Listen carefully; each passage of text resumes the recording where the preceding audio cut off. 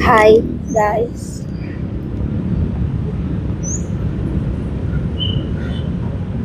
Kamu kan pasti pekerjaan ataupun nanti apapun itu ya pekerjaan kamu ya di bidangnya itu pasti ngurusin yang namanya keperdataan ya. Yang berarti itu biasanya unsurnya ada namanya perjanjian ya. Ya, perjanjian. Nah perjanjian itu ada banyak lah ya. Banyak. Salah satunya mungkin ada yang namanya yang will will operation dan operate dan transfer. transfer ya, BOT kan.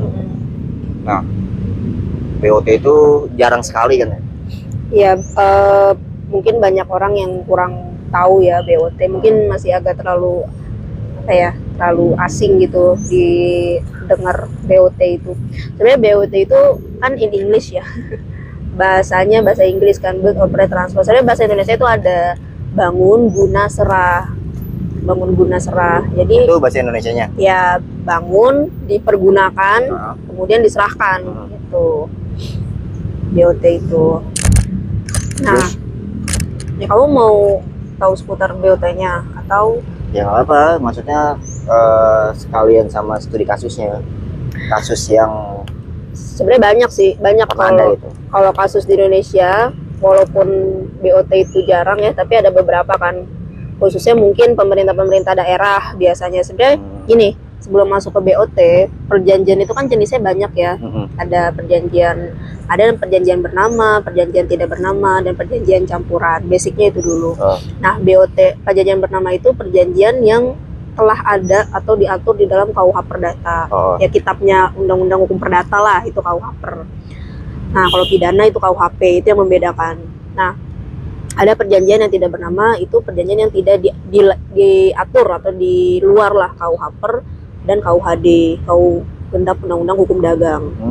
Nah, terus ada juga yang campuran gitu. Nah, BOT ini masuk di BOT itu secara struktur perjanjiannya atau syarat sah perjanjiannya itu tetap mengacu kepada KUH Per 1320 syarat sah perjanjian. Kemudian juga ada syarat-syarat misalnya seperti one press segala macam, itu juga larinya tetap ke KUH Per. Intinya KUH Per mengatur tentang utamanya dari perjanjian BOT itu sendiri.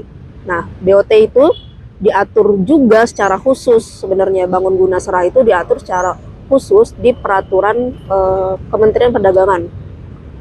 Kemendagri, Mendagri, Kementerian Dalam Negeri ya, tahun 2016 itu mengatur mengenai bangun guna serah, tapi memang tidak secara spesifik gitu ya, dia hanya mungkin secara ruang lingkup BGS itu seperti apa, dan itu dipergunakan itu untuk badan usaha daerah, BUMN daerah ataupun pihak swasta sebagai salah satu pihaknya gitu. Cuma memang lebih sering digunakan si BUMD atau BUMN itu sebagai salah satu pihaknya gitu. Nah, BOT itu sendiri atau bangun guna serah itu ciri khasnya itu ya sesuai dengan nama perjanjiannya.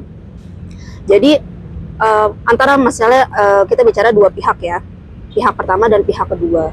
Pihak pertamanya ini seperti yang di dalam peraturan Kemendagri itu ada bisa BUMN, badan usaha ya, badan usaha negara, terus bisa badan usaha daerah juga, bisa swasta atau bahkan perorangan. Nah, salah satu pihaknya. Kemudian pihak kedua itu adalah pihak yang melakukan pembangunan. Misal kasus sederhananya, contohnya kamu punya tanah nih, nah kita berdua bikin perjanjian, kita berdua bikin kesepakatan yang harus dituangkan ke dalam akta notaris. Kalau BOT itu seperti itu, harus dituangkan dalam akta otentik ya, akta notaris. Nah, di situ kamu selaku orang yang punya tanah, kamu punya lahan, kita bikin perjanjian, kesepakatan bahwa tanah kamu itu akan aku dirikan. Misalnya aku bikin tempat usaha seperti mall misalnya gitu ya, atau supermarket lah.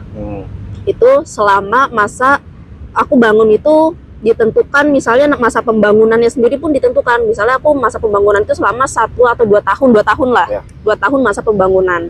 Buildnya itu di perjanjian 2 tahun. Ya, 2 tahun. Nah, kemudian masa operasionalnya itu selama kalau di peraturan itu bisa diperpanjang 5 tahun. Jadi 30 tahun 30 paling tahun, lama. Ya, itu masih Sesuai operasionalnya. kayak HGB gitu. Betul. Operasionalnya. Nah, kemudian aku bangun tuh mall itu. Nah, ketika mall itu udah dibangun kan ada operasionalnya tuh, dibuka gitu kan. Aku bisa menyewakan ke pihak ketiga atau pihak keempat dan sebagainya kan. Nah, aku mendapat uang dari situ kan, mendapat penghasilan dari operasionalnya mall itu bisa kita perjanjikan, kita bagi hasil. Kamu misalnya 30%, aku 70% dari situ. Intinya sesuai kesepakatan lah. Nah, setelah masa operasional habis, katakanlah 25 tahun. Iya, udah 25 tahun. Nah, aku menyerahkan bangunan beserta fasilitasnya itu ke si pemilik tanah. Kamu transfer, serah gitu. Jadi udah jadi milik si siapa? Si pemilik lahan. propertinya, Iya, properti. pemilik lahan ya. Pemilik lahan. Pemilik lahan itu kamu. Nah, itulah build, operate, transfer atau dibangun, dipergunakan dan diserahkan ke kamu setelah masa perjanjian atau masa operate-nya habis gitu. Contoh kasus misalkan BOT di sekitar apa? Kalau ataupun di Jakarta itu ada beberapa kasus, mungkin kalau itu yang bisa sampai pengadilan ya, biasanya memang kasus-kasus seperti itu bermuaranya itu pasti di pengadilan. Nah, itu pernah ada kasus PT PMJ. Ada beberapa banyak sebenarnya, di Bali pun juga ada gitu. Karena memang yang berdekatan di Jakarta, aku ambil yang itu sih. Jadi PMJ itu PT Pulau Mas Jaya, dia itu sebagai yang Jakarta Timur. Ya, betul. Itu di Pulau Mas ya. Itu dia si pemilik lahan. Si pemilik lahan dia sebagai BUMD. BUMD. Nah, sebagai pihak yang punya lahan. Nah, kemudian ada pihak kedua namanya PT KWCI, PT Korea World KWCI Center Indonesia tuh gitu deh kalau nggak salah. Intinya PT KWCI lah itu. PT KWCI. PT KWCI itu kalau nggak salah dia perusahaan asing apa ya? Lupa aku. Nah, si PT KWCI ini sama kasus yang tadi aku ceritakan, bahwasannya dia di mana itu? Pulau Mas. Pulau Mas Jaya. PT KWCI. Terus? Nah, kasusnya itu seperti yang tadi aku jelasin ya. Kamu misalnya posisinya adalah kamu sebagai PMJ, kamu sebagai pemilik tanah. Nah, aku membangun kawasan ya, membangun beberapa gedung, beberapa bangunan untuk dijadikan pusat pusat perbelanjaan, pusat budaya Korea gitu di Jakarta pada saat itu niatnya. Intinya berupa bangunan lah. Nah, pada saat itu ditentukan kan masa pembangunan tadi aku bilang, masa pembangunan itu. Nah, entah gimana kamu itu menuntut aku mensomasi, memberikan beberapa kali somasi yang berbunyi bahwasannya aku itu si PT KWCI itu melewati masa pembangunan yang telah ditetapkan dalam perjanjian. Jadi kalau menurutku itu terjadi kesalahpahaman. Jadi kesalahpahamannya adalah gini, PT PMJ memberikan somasi berkali-kali tiga kali kepada KWCI bahwasannya kamu telah melewati masa pembangunanmu yang telah ditetapkan dalam perjanjian gitu.